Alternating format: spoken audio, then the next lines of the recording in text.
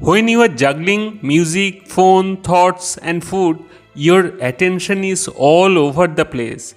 At the end of that hour, you feel drained. Our brain can concisely process only about 120 beats per second. If the challenge is too high and your skill is low, you feel anxious. If the challenge is too low and your skill is high, you feel bored. Say you are studying something and it's too hard. What do? Break it down. Today, I want to share something really powerful. Something that can change how you study, work, or even play. I have gone deep into global literature, old and new, about one thing we all struggle with: focus. And guess what? The best book I found on this topic is India's own Patanjali Yoga Sutra, an ancient manual on the art of attention and meditation.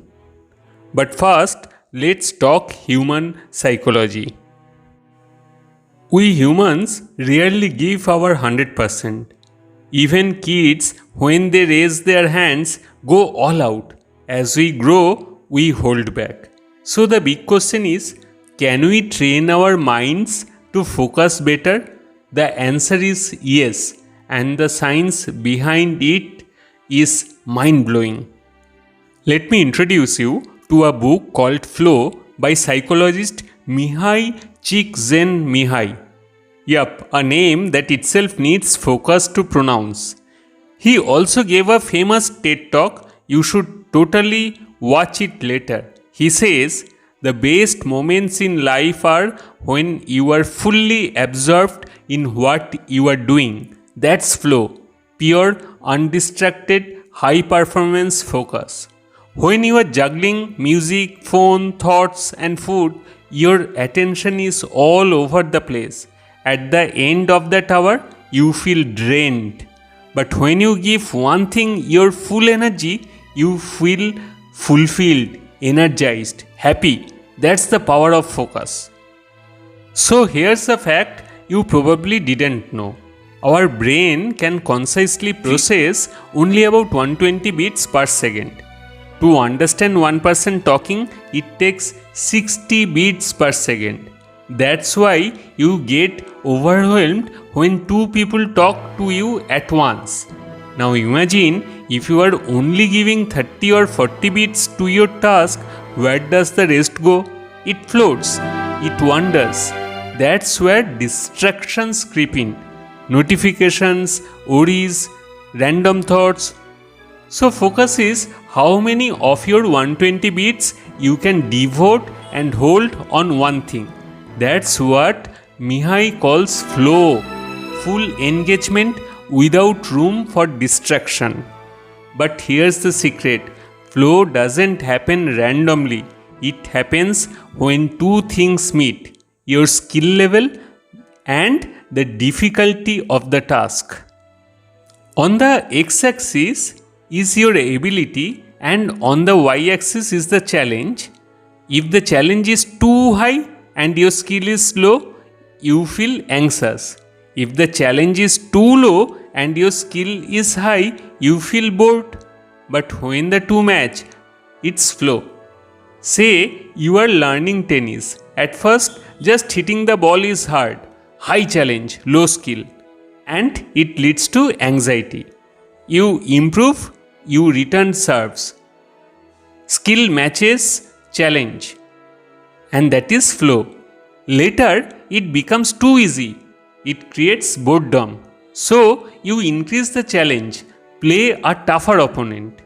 This pattern applies to everything: studying, coding, drawing, performing, even working in a hospital. Now let's say you are studying something and it's too hard. What do? Break it down. Find what you do understand.